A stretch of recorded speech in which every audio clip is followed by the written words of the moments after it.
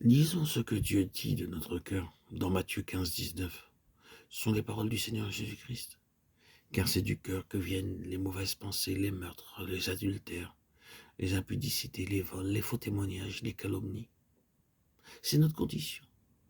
Nos péchés peuvent commencer par une pensée. Combien de sortes de mauvaises pensées nous avons tous? Pensées de haine qui viennent au-dessus de nous. Pensées d'inimitié, de jalousie, pensées de cupidité, de tromperie, de mensonge, de cruauté, viennent comme un fleuve et ne s'en vont pas aisément.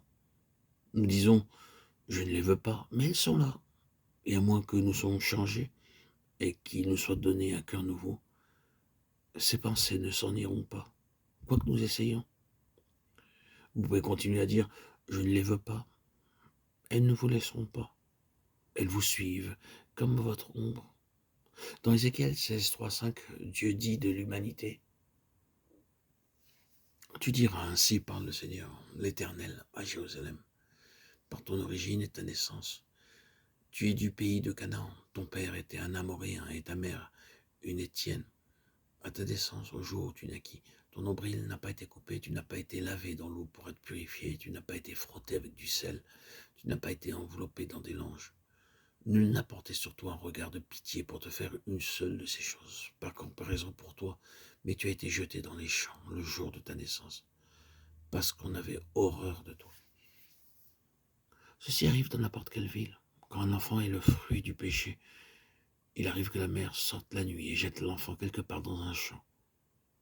J'ai vu cela, un enfant indésirable gisant dans un champ, parce qu'il était né du péché.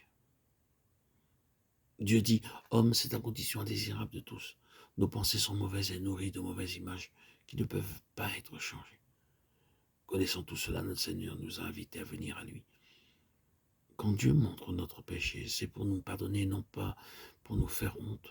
Lorsque les hommes montrent nos péchés, c'est pour nous faire honte. Lorsque Dieu montre notre péché, ce n'est pas parce qu'il nous hait, mais parce qu'il veut nous sauver.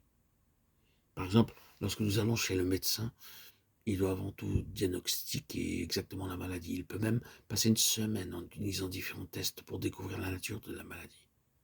Alors seulement, il peut être sûr.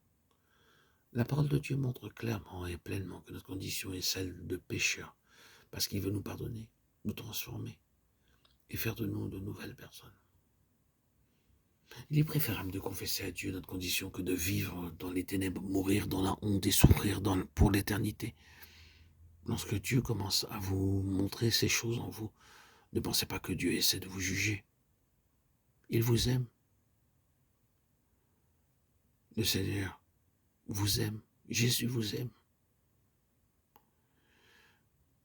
Il est écrit dans Jean 3, 17, Dieu en effet n'a pas envoyé son Fils dans le monde pour qu'il juge le monde, mais pour que le monde soit sauvé par lui.